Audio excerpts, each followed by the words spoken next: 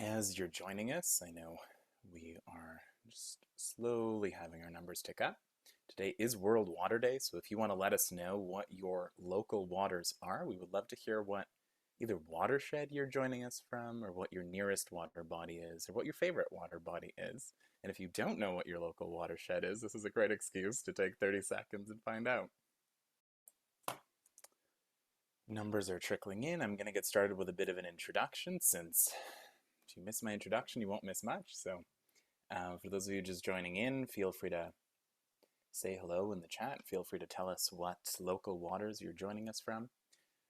At least for me, I want to welcome you to World Water Day 2022, March 22nd, of course, everyone's favorite day in the calendar, and we're excited on behalf of Foresight, WaterNext, and Carleton University's Global Water Institute to be hosting this event today on microplastics in freshwater, particularly through an innovation lens. My name is Alan Shapiro. I'm the director of WaterNext. I'll share a little bit more about our organization in a second. But first, I just want to note that I am traveling at the moment, but I am typically based in the lands of the Musqueam, Squamish, and Tsleil-Waututh peoples in what is today Vancouver, Canada. This has particular importance as we chat about traditional waters today. This has particular importance as we operate as professionals with the prevalent water issues of our day still very much facing First Nations communities. So I encourage all of you who are joining us today to take a walk outside at some point during the day to connect with water in your community, but also to think about the traditional stewards and the ongoing stewards of those waters. We can jump to the next slide. Quick overview of our event agenda today. We'll have a short welcome and introduction from me. We'll jump into some opening remarks from Professor Banu Örmeci from Global Water Institute, and set the context a little bit about our conversation. So we are talking about microplastics, but we want to particularly talk through an innovation lens, and we want to tell you what that means to us. And then we will jump into our panel, which is a little bit of a non-traditional panel structure. That's intentional. We've got some great voices assembled for you, and we'll try to pull as much intel and as much fantastic knowledge out of them as we can in the span of this short hour. A little bit about Foresight. Foresight is Canada's clean technology accelerator. We work nationally across a range of sectors and with a number of stakeholder groups to fuel the transformation to a green economy. Now, we do this in a few different ways. We work with innovators on accelerator programs. Those are innovators in all shapes and sizes, and I know we've got a lot of folks joining us today from the research community, including graduate students and researchers. So we've got a lot of accelerator programs that serve this space, so feel free to check them out. We also work with end users very closely, and this ranges from running an innovation challenge for utilities around leak reduction, or recently we're just wrapping up a challenge for a mining sector company around water use reduction. So really trying to solve or help connect innovation to some of the most visible challenges of the day. We also work around capital, export, and ecosystem building.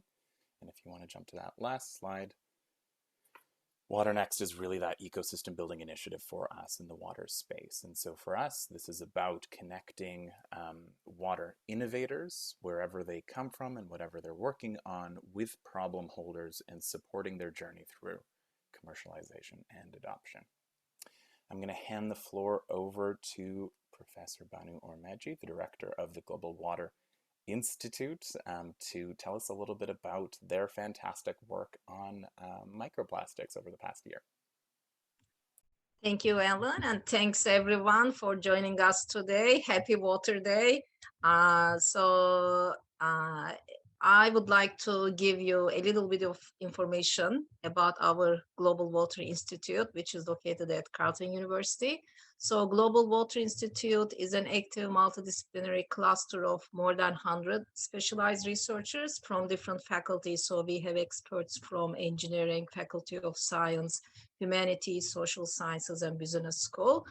And so that is really very valuable. But our great advantage is we are located in the capital, and we are very close to international embassies, trade commissions, federal government agencies, federal labs, NGOs, and other multinational headquarters.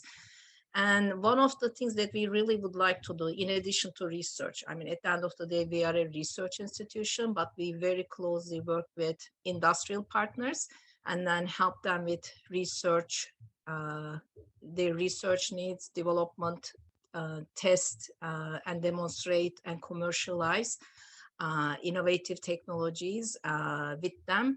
And so another area of strength for us is we also work with various water sector partners, and that includes municipalities, water treatment plants, wastewater treatment plants, local government.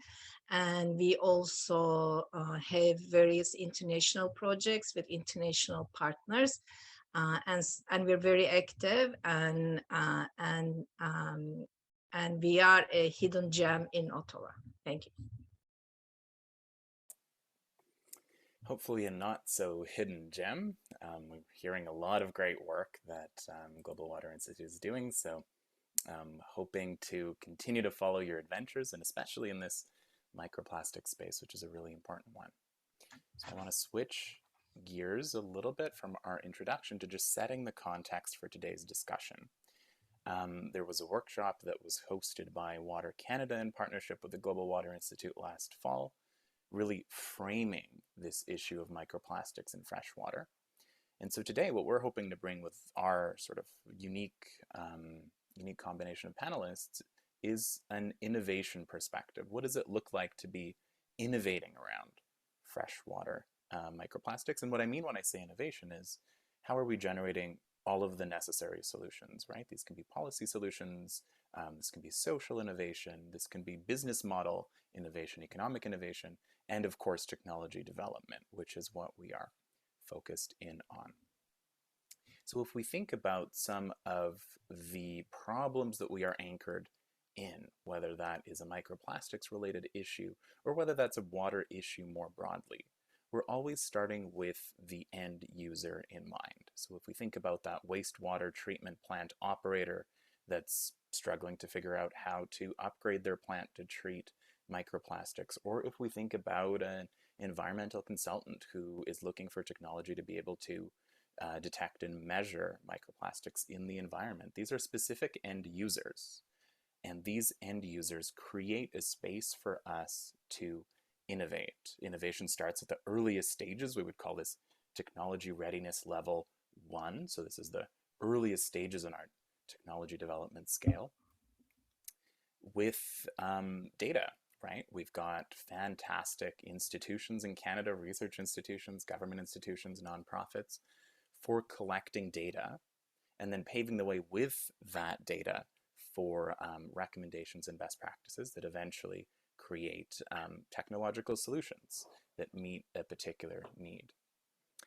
Along the way, of course, those technologies are supported by enablers. So these are a range of ecosystem stakeholders, such as funders, right? We've got funding mechanisms through the federal government, such as the National Research Council and the IRAP program that they run.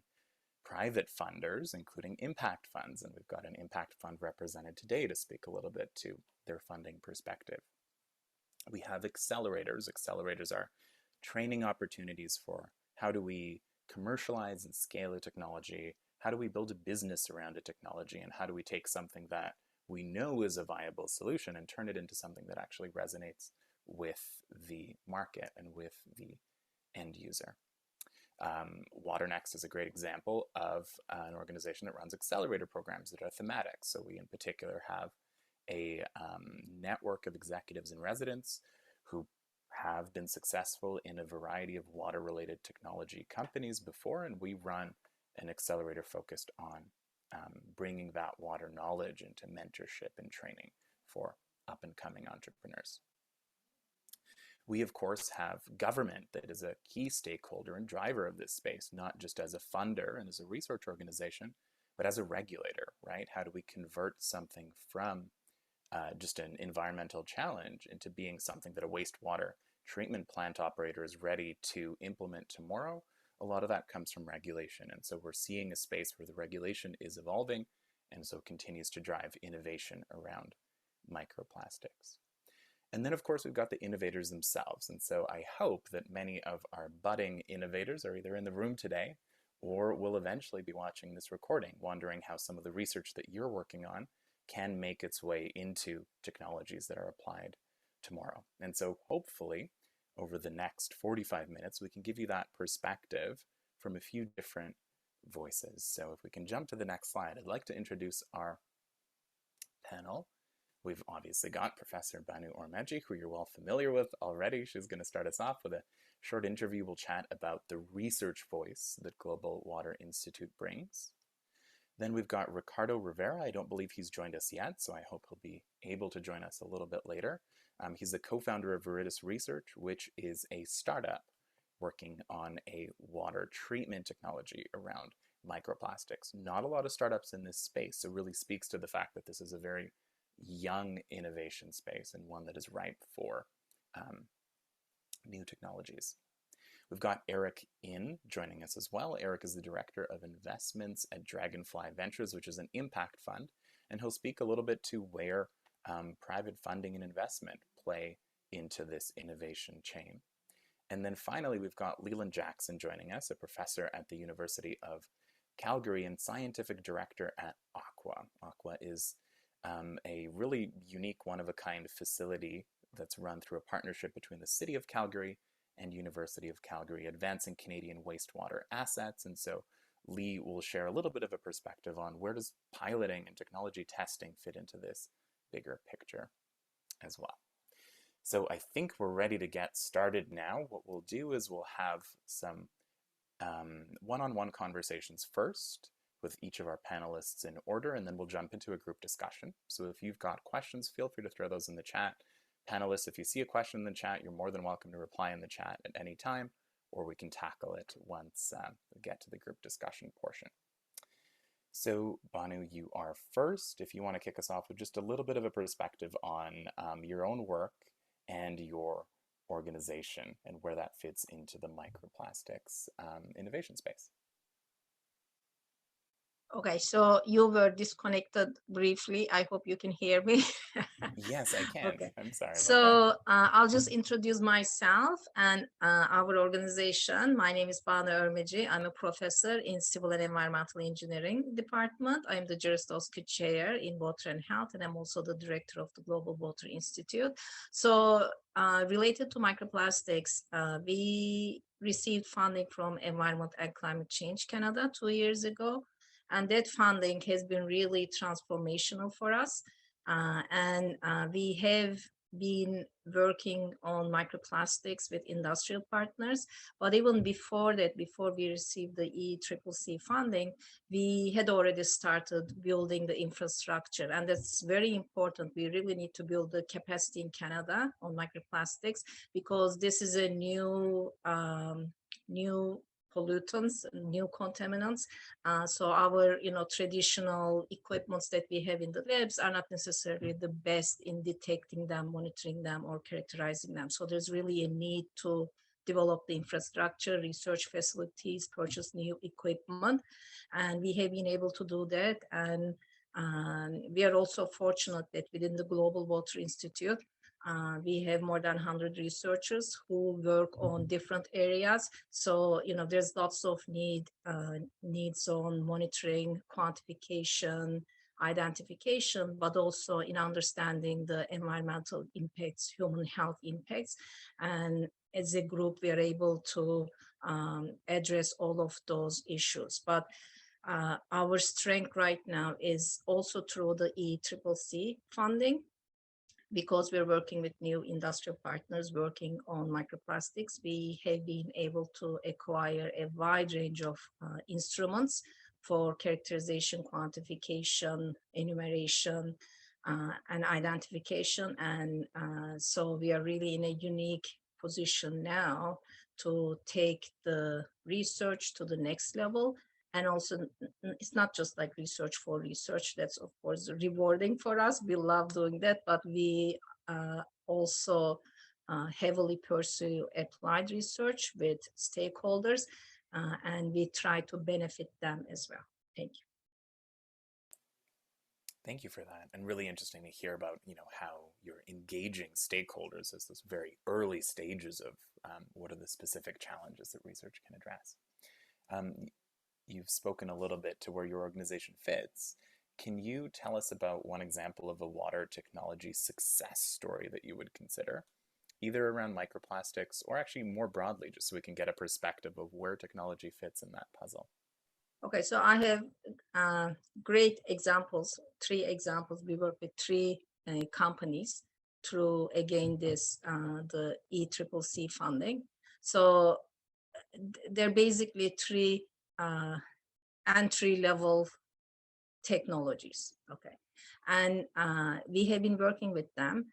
And what we do is, we do our research, but in addition to that, we test their products, and then we're basically beta testers, but it is the communication is great. It's quick, back and forth, really rapid feedback, and they address the changes. So we are able to provide feedback, and they really take this feedback, make changes not only to their hardware but also software. And then we also provide feedback on user friendliness of the equipments. And these early stage companies have greatly benefited from this research experience. We involve into PhD students, and some of them are attending, so they deserve really all the credit. I'm just like behind the scenes enjoying the research, but they're really doing the hard work. And in addition, one of our strengths is we can also provide insight on the market opportunities on the business side of things. We also have a very strong School of Business at Carleton, so they are involved as well. So it is very interdisciplinary, very collaborative research, but at the end of the day, it is the companies, these early stage technologies, that are really benefiting from this. And within the past 2 years since we received this funding, we are able to see the improvement, the changes in the products, in the software, in the hardware, and it has really been amazing. And this is particularly important, and it's rare, I think. One of the advantages is it's a friendly environment. We're there to help the companies. So there is trust, and that is also very important for early stage technologies. And they have really greatly benefited from this experience. Really interesting to hear how you've got researchers and companies working very closely together on this early stage research and technology. Can you maybe give us a little bit of a glimpse into who the end users are for some of these technologies? Is it wastewater treatment plants that they're working with? Is it government stakeholders they're working with? So who is the software? Who are the tools for? So the application areas are really very wide. We are targeting, at least within this project, we have targeted monitoring, characterization, identification. But when I say monitoring, it's not just like lab scale monitoring, but we're really working towards field level, real time quantification and identification. And so the application area for that is very wide. Obviously, water treatment plants, wastewater treatment plants, but also environmental groups. There is really lack of data on microplastics. Completely, we do not really know much about their environmental concentrations. So there are lots of stakeholders involved. And we are interested in quantifying them, understanding the fate, transport and other impacts. But there are also groups that are very interested in the environmental and potential human health impacts as well. So there's a very wide range group of stakeholders. Perfect. Thank you for that. I'm already getting a little bit of a perspective on how the puzzle's fitting together. So we're going to switch gears. We're going to ask our team to spotlight Eric as our next speaker. And I'm going to ask Eric the same question. So just briefly, maybe to introduce yourself, tell us about your organization, and then fit it into the microplastics chain for me. Correct. So as you introduced me, I'm Director of Investment at Dragonfly Ventures, which is a small family office. So we are focused on impact investing and philanthropy around a few focus areas. So among those focus areas, we have freshwater conservation, land and soil health, climate resilience, and that led us to prioritize in the coming, in the current 2021-2023 period, toxics elimination and local and sustainable food systems, which means that we try to support solutions that are removing plastics and chemicals from your day-to-day products. And so that's the work we've started through philanthropy, mainly by supporting communities to fight against pollution, water pollution. And we did a few years ago, a few funding for assessment about microplastics. So some documentary to raise awareness about microplastic. But what became clear is that we need to remove plastics from our products, so at the source, as far as possible. And then for the rest of the products, we can look at solutions that are avoiding those microplastics to come into contact with the ocean or our watershed.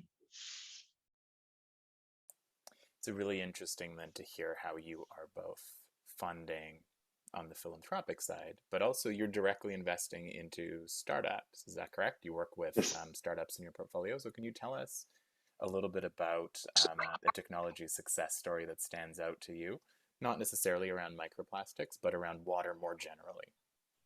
So we don't have like one investment in microplastic. We have one that we made last year that was really exciting. It's a company called Firewine, and basically it's a group of firefighters who came to the conclusion that firefighters are using foam that are very toxic for the environment and also for the firefighters. So they spent a few years to develop a plant-based, toxic-free fire suppressant gel. And so they managed to get it certified at the end of last year. And so this is a product that is going to be replacing some of the toxic foam that are already forbidden, but most of the fire department have no choice. And the thing with the key advantage is that it's protecting the health of the firefighters, but also of the ecosystem that is usually damaged, because once they are using those foam, well, they extinguish the fire, but there's hardly any living being who can like grow. And I would say for us, it's also avoiding pollution of the watershed. And this has come to be pretty useful for some remote indigenous communities where like they really wanted to be able to have like capacity to extinguish fire, but without destroying the environment. So it's interesting that on the one hand, right, we might think about microplastics that are already in fresh water, but part of your investments and part of your philanthropy is actually looking at where the plastic's coming from and how do we support companies at various stages there. So really interesting. Thank you for sharing that, Eric. We are going to jump over to our next interviewee before we come back, but I do see a question for Eric specifically in the chat. So Eric, if you want to take a stab at answering that, go ahead. Otherwise, we can come back to that in our group discussion. Pretty interesting. Oh, sorry. We're going to jump over to Ricardo Rivera, who I believe has joined us. And Ricardo, we've spoken with Professor Örmeci on sort of where research fits in to the microplastics innovation chain. We've spoken now with Eric on the investment side. So can you tell us a little bit about yourself and Viridis and where you fit into the microplastics puzzle? Yeah, of course, John. First of all, can you hear me properly? Yes, sounds great. So we have a very interesting niche within this, let's say, microplastics mitigation ecosystem. that's coming up very quickly, where we've seen a very important missing factor, which is there's products that can catch this stuff. There's products that can detect it. There's products that can sort of make you aware of this problem. There's organizations that are doing outreach, but we created a product that's very unique in that not only can it catch this microplastics, especially one of the main sources of it, which are like microfibers, synthetic fibers coming from our washing machines and textiles that we wash and so on, to be able to capture and completely destroy it. So the idea is that we're not only creating a, let's say, a stopgap to filter these things out and remove them from getting into this wastewater stream, but also to be able to, let's say, stop the plastic pollution chain, which is the idea, right? And it almost sounds too good to be true. And I'm wearing my background is in pharmacology. Let's put it this way. I am now becoming a microplastics expert out of necessity and also out of huge interest, because I'm from Puerto Rico, first of all. So like, and I've grown up, I'm a fish. I love the ocean. To me, being within water is a key to life, a key to who I am. And the fact is, yeah, you see it everywhere. You see it.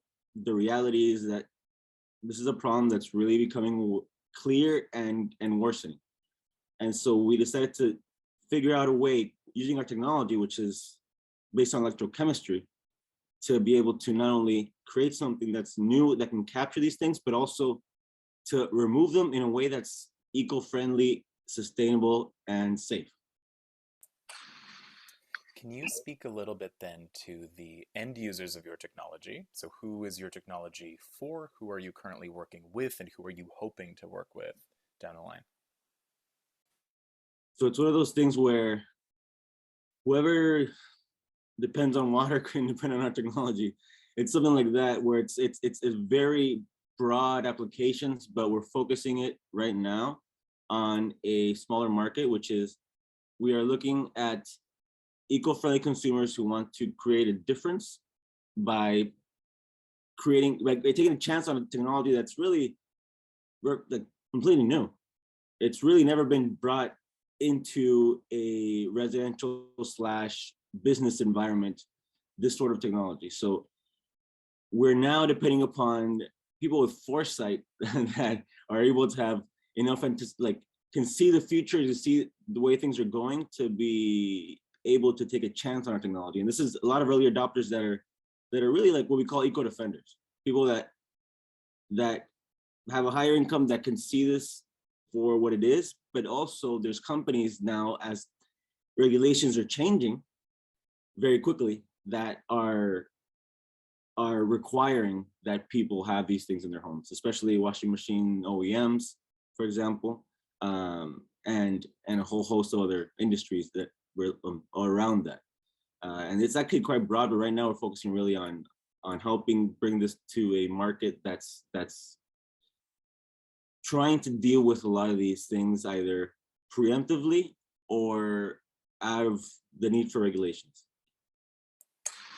Perfect. We'll leave it there for now, Ricardo. Thank you. There's a question for you in the chat, which feel free to respond in the chat. And interesting to see how we've already heard a few distinct end users come up, right? We heard firefighters coming up with Eric. We're hearing consumers directly coming up with Ricardo. And then Banu, we heard some of the community stakeholder groups coming up with you. So interesting to see how, even as we talk about freshwater microplastics, we're seeing distinct problems and distinct market demand that's emerging here. So we've got one last interview voice before we jump into our group conversation, and we can share contact information for everyone after the session for anyone who's asking in the chat. So we've got Lee Jackson up next. He's wearing two hats for us, but we're particularly going to poke and prod a little bit at that aqua hat that he wears. So Lee, if you can tell us also a little bit about yourself and your organization and where it fits into the microplastics puzzle. Sure, thanks for that. And let me begin by wishing everybody a happy World Water Day 2022. And I'd also like to acknowledge the traditional territories of the Treaty 7 region in southern Alberta and point out that the city of Calgary is also home to Métis Nation of Alberta Region 3. So that's where I do my research and where I live and play. So yes, you mentioned two hats. One is as a researcher, and I've had students doing projects to try to understand within wastewater treatment plants, tertiary wastewater treatment, what is the mass balance of what comes in and what leaves? Can we close that mass balance? And from a technology perspective, and that's the aqua hat, can we use engineered technologies to try to remove microplastics? So for those who don't know, Advancing Canadian Wastewater Assets, which today is becoming Advancing Canadian Water Assets in recognition that we are really changing to a one water framework away from strictly focusing on wastewater. The primary purpose of the infrastructure is to develop and test technologies initially to remove emerging contaminants from wastewater. We weren't thinking of microplastics, we were thinking mostly of pharmaceuticals. But of course, as everybody's hearing today, microplastics have emerged on the scene as an emerging contaminant. And so we have the ability, because we take a slipstream off secondary clarifiers and can treat a little over 500,000 liters a day, we have the ability to pilot technologies at scales that go way beyond what people like myself and Banu would typically start with in the laboratory, which would be probably tens or maybe hundreds of liters. And so we can begin to understand the scaling relationships. And because we're within a functioning wastewater treatment plant, we can start to understand the real operational performance of, in our case, it's a membrane module that we've begun to look at, an ultrafiltration membrane system at 500,000 liters per day, and understand, over duty cycles of the membranes, how is biofouling happening, and what is the role that microplastics might be playing in that biofouling process? Is it helping? Is it hurting? Does it make no difference? And how does the performance of the unit change across the duty cycle? So I think that's probably one of the big differences in what we do in doing that scaling from the bench up to the real world application, which is a real challenge for many processes in wastewater treatment. Just to build on that a little bit, you're obviously working with the City of Calgary utility pretty closely with that facility, but you're also working with companies that come in to use the facility. Can you tell us a little bit about how different technologies end up in the Aqua facility and where they go once they've gone through some validation process and been proven effective with whatever they're trying to test? Right. So I should just indicate that in terms of advanced tertiary treatment, the technologies fall into two flavors. There are membrane-based technologies. So ultrafiltration membranes, at least in our case, these are purchased from large vendors. 0.02 microns is the nominal pore size there. And nanofiltration is 0.001 microns, which is 10 nanometers. Human hair is about 40 microns for reference. And then we have advanced oxidation processes, so either ozone or peroxide-based systems that start with that substrate and then do the advanced oxidation with and without UV radiation. So that's the contrast. And I guess the advantage, well, we're working with Xylem on the ultrafiltration membrane system. That's the unit we purchased. And so, they know the membrane characteristics, they know the performance characteristics that are typical for an application such as the one we have. I guess what the facility does is, because we use the same source water for AOX and membrane processes, it's really a fair comparison. And I would say that companies that are developing new technologies, if it's targeted towards microplastic removal, can bring their units to site, can test them at full scale, or 175,000 liters a day if we split that across a couple of different technologies, and can do the comparison with existing technology. And so that allows them to provide proof of concept, to generate data to show how well their technologies perform. I would say one of the big issues I have is that there are no standardized procedures to evaluate how well technologies work. And so companies can make all sorts of claims about how well their technology works.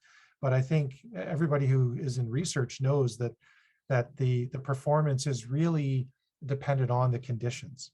And so it's really important to have independent third-party testing, I think, that can provide true, I'm not saying companies are biased, but we want to really be comparing apples with apples and not apples with oranges when we're trying to make decisions. And that goes for whether it's a consumer who wants to buy a filter to put on their clothes washer or something that goes inside to capture microplastics, or a utility who sees this as a challenge for them and wants to, think about what solutions might be available to remove microplastics. And we're talking about microplastics today, but nanoplastics are going to be next up in discussion, which provides even more challenges in terms of quantification and testing.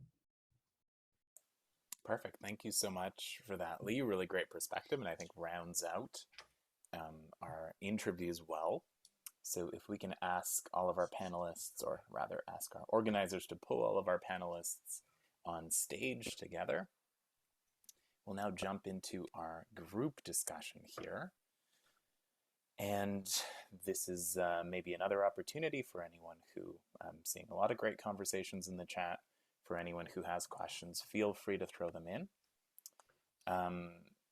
And maybe we can touch back on this end user and stakeholder conversation. So we've heard of a few different stakeholders coming up. We've heard of a few different end users coming up. Are there any problem holders that stand out to you that we haven't talked about already? This is free for all. So if anyone has sort of problem holders in mind, or specific technology gaps in mind that we haven't chatted about yet, would love to hear a little bit more there. I would start by adding that I think freshwater receiving environments are a problem holder. I think we know considerably more about marine systems than we do about freshwater systems. That's starting to change because, as people have said, there's market push from consumers, and companies are starting to think about developing technologies and how it might help. I think, however, we really don't understand the environmental fate of microplastics very well. We've seen, pictures of sea turtles wrapped up in fishing nets and fish stomachs full of microplastics. That's a start, but I don't really think we can, quantify what the impact is. And so I think that's there's no real spokesperson or spokes individual for receiving environments. So I would just start by maybe putting that out there. It's a tragedy of the commons. Yeah, if I may continue, microplastics are everywhere. Is it like everywhere? So everyone is a stakeholder, and considering the environmental impacts, which we don't understand really a lot of those impacts yet fully, and then health impacts as well.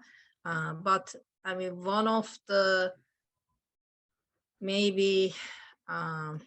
stakeholders that kind of get the most headache out of these microplastics, I would say those are the wastewater treatment plants.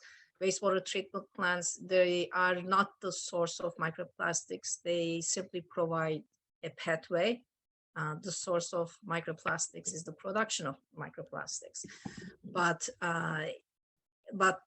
there are, lots of microplastics, microfibers in wastewater. They accumulate during wastewater treatment processes, and that is an area of focus, I think, for all of us, both for technology, innovation, implementation, and that's one of the areas that where we can control some of the microplastic pollution that is discharged into fresh waters, and then as a result, marine systems as well.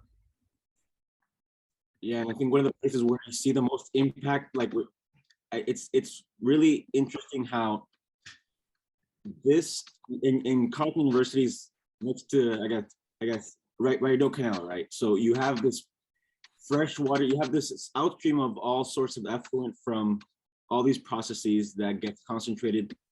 For example, right now, I think the figures say that the Great Lakes are more plastic than they are water right now, essentially. And that's one of the main pushers, actually, with regards to trying to figure out a solution for this is the industries that rely on these fresh water streams and resources for basic function. And this includes like brewers. People don't consider brewers all the time, like huge microbreweries all over, you know, like the Midwest that depend upon fresh, like pristine water sources to create their spirits and their products. And so we've been contacted by companies such as like pharmaceutical companies, been contacted by paper mills. That's one that in Germany, for example, in the UK, where there is this strong movement to try to curb microplastics coming into their freshwater sources, like the Rhine, the Danube. The Thames is seriously under trouble. There's serious microplastic contamination in the Thames right now. And that's one of the big motivators for UK companies really trying to stem that pollution.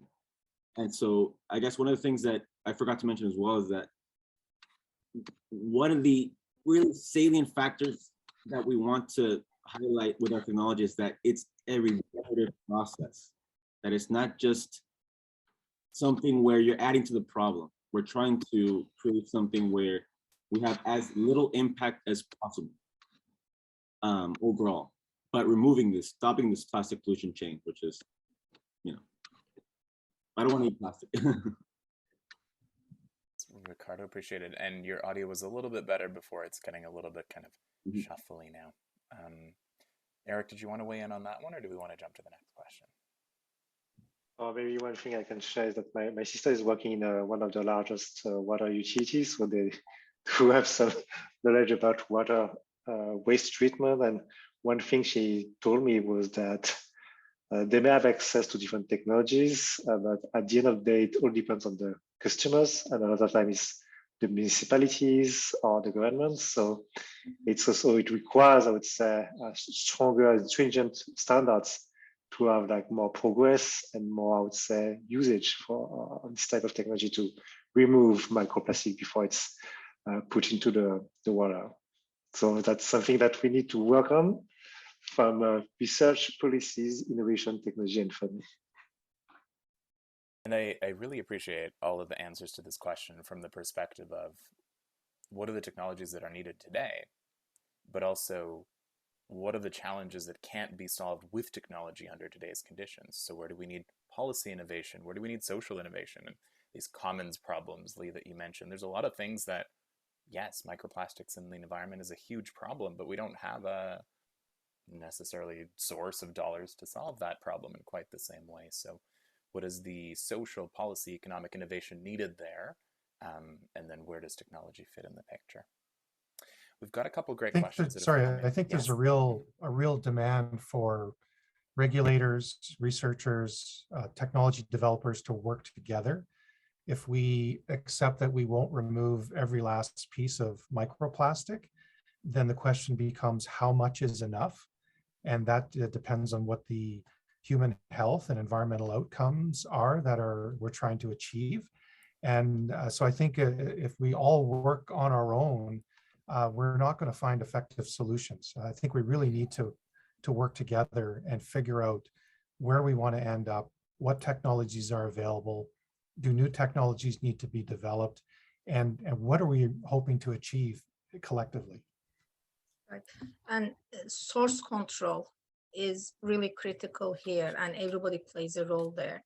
So, I mean, I'm an engineer, you know, I love to say I can solve any problem with technology, but like if you look at microfibers, for example, in wastewater, like compared to the total quantity of microfibers discharged to the environment and microplastics, wastewater only has 2%. Like you can invest, you know, millions of dollars. There's so many wastewater treatment plants, but if 98% of the microplastic pollution is coming from, you know, surface runoff and other places that you cannot control, and then there is the question, well, you know, I'm spending all this money, but what is the feasibility of this, and does it really make sense?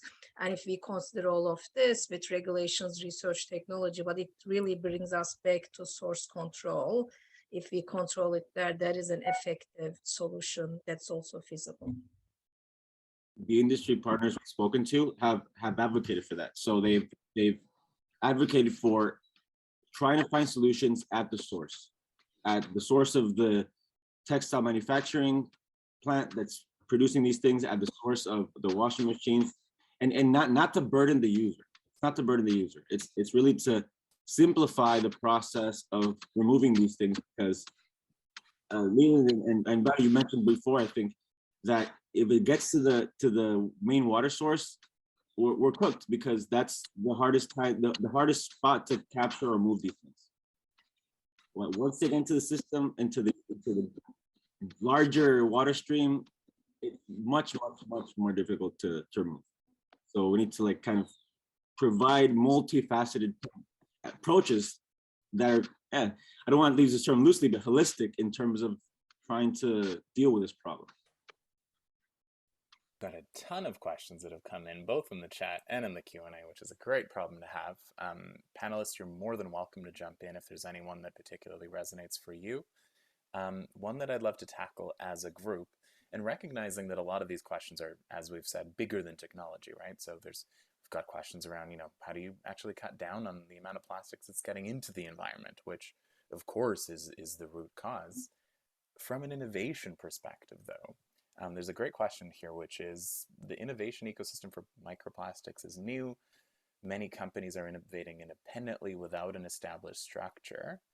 Given that we need widespread monitoring, assessment, and remediation of microplastics to have the most impact, how do we make sure innovators are collaborating so we don't have overlapping solutions that aren't compatible being used across different end users? So this, to me, is an interesting innovation piece that we can dive into. So does anyone want to tackle that first?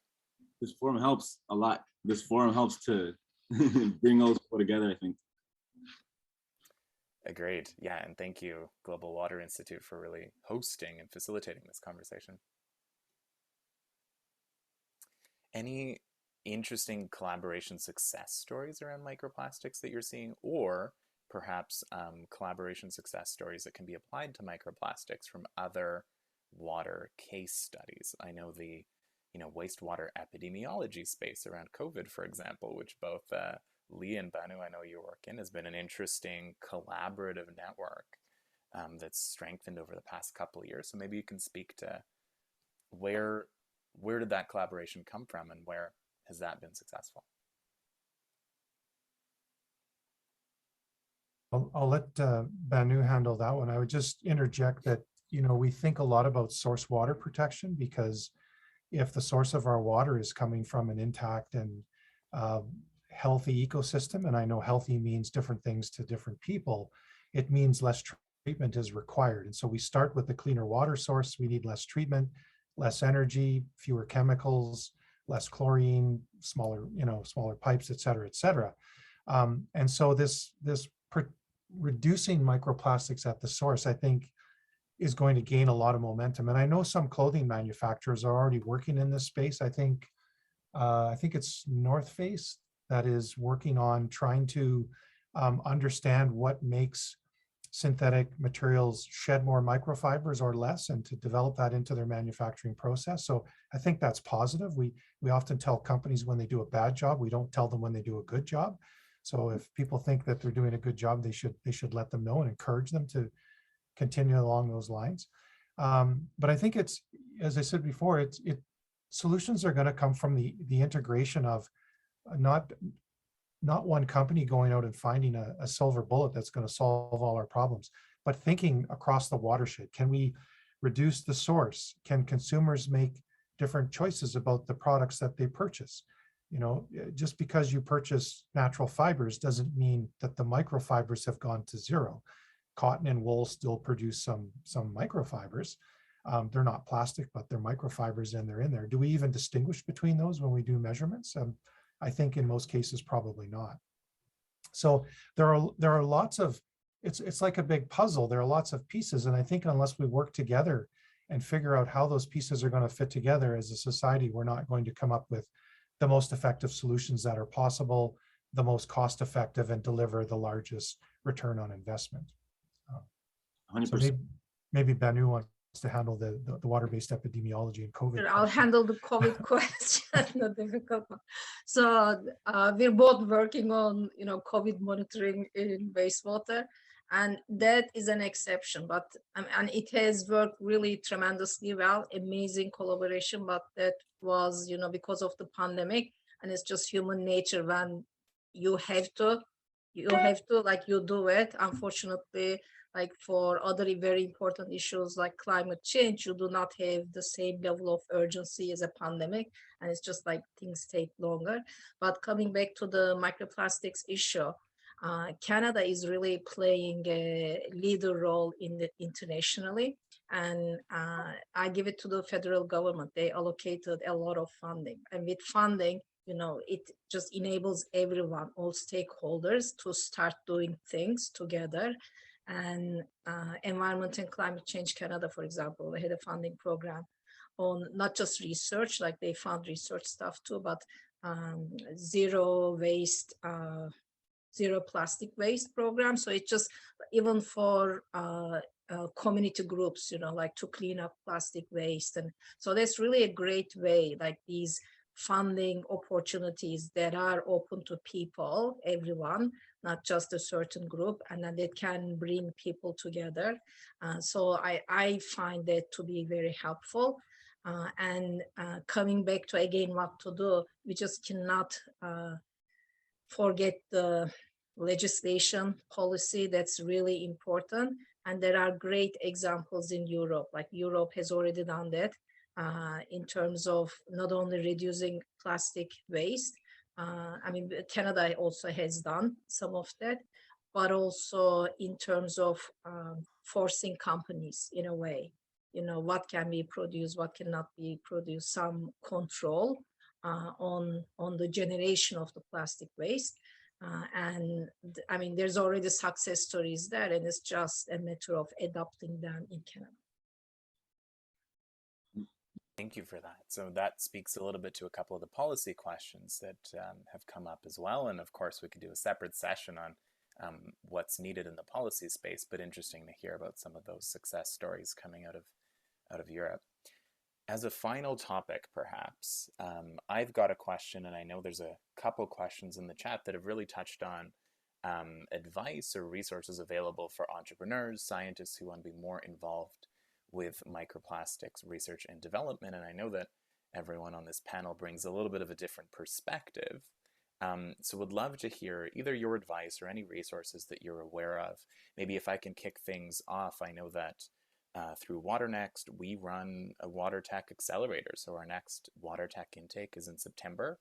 And our goal is obviously not microplastics specific, but it's really just to say, if you've got a technology, can we pair you with the best possible business resources to help you build a company around that technology? So very happy at any point to connect with folks who are interested in that. Anyone else want to jump in with either resources or advice? I would say for a lot of people to read the legislation that was passed in France recently, really that it provides a framework of what's the circular economy and what's the way to be able to not just reduce the microplastics, but also be able to, and I realize that maybe my audio is not great right now, but this is something where the awareness, the government has far outpaced the lay public awareness of the problem.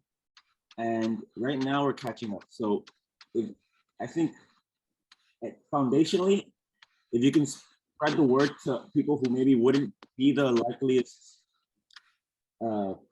individuals to know about this problem and to continue to improve the outreach, that would, I think, open up a lot of things for us to be able to solve this problem. Ricardo, and I see that as you were saying that, Eric also posted in the chat here some information on EU regulations, in particular in France. So a little bit of additional reading for anyone who's interested.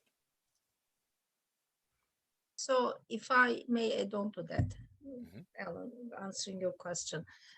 In Canada, one of the challenges I see, unfortunately, like, governments come and go. unfortunately, there is the initiatives do not continue. So there have been a number of, like water tap is a good example, but there are other, centers that are really designed to support young companies, provide them advice, provide them testing. Like Aqua is a great opportunity. I wish we had more of those. It's like rather limited, but it's just like on and off, on and off. And then a government, one of the governments, they start something, and then the next one, like they look at it, and then it's just they kill it and they start their own. And unfortunately, this really very negatively affects the commercialization activities in Canada. I think we have, great technologies, great universities. Like there's so much innovation coming out of universities that cannot really come up. It just it gets killed. Unfortunately, that doesn't really make it to the market. But one of the reasons for that is we do not have these commercialization, technology acceleration, or IP protection. Like you can really broaden that. And the only reliable funding source that I have seen, and maybe I suggest for all the entrepreneurs out there or the companies, is NSERC funding. NSERC has funds for, small companies, alliance grants that you can look up. You can find a university researcher, you can collaborate. So there are streams that really doesn't cost you anything. And maybe MyTex and IRED as well. But these have been the reliable continuing sources of funding for companies, and that's what I suggest to the audience if they're looking for funding sources to test their technologies, to develop technologies, at least do the initial work, and to see really whether Almost they done. have a potential good commercialization opportunity or not. Perfect. Thank you, Banu. Lee or Eric, do you want to wrap us up with some final thoughts on either advice or resources? Yeah, I would. So Banu's talking about the push, right? The push that comes from regulators. But I would remind everyone that as consumers, we can provide some pull. And so Banu is completely correct. Governments come and go, and that is important. People need to make their voice heard, though. And if there is large, if people stop buying the clamshells that their grapes come in at the grocery store, and we demand that, or we ask for companies to start using high value plastics that have high recycling potential and high reuse potential, then we can, I think, start to make some really significant progress. But as consumers, we have to make our voice heard. We have to tell technology developers what we want. We have to know what we want, and that comes from an educated conversation, and we have to still try to work with the regulators. It comes back to working together. I think it's really, really important on this one. Thanks, Lee. And Eric? Sorry, Eric. Guys, maybe on the kind of innovation and especially on the business side, as you've seen, EU is really really heavy on regulations and a lot of time in advance. And one thing I'd like to share with some of the entrepreneurs maybe in the audience is that don't forget that technology can travel.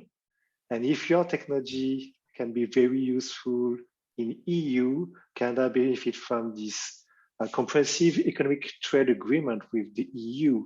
So a lot of time, most of the entrepreneurs that we meet are focused on North America, let's say US. But when the regulation is not there and when there's a market in EU, I would encourage to look at that, I would say, market where their technology can be scaled and it's still a very great and big market. So obviously there's other challenges of selling abroad, but I think what is very important is to make good use and seize the market where the market is ready for innovation.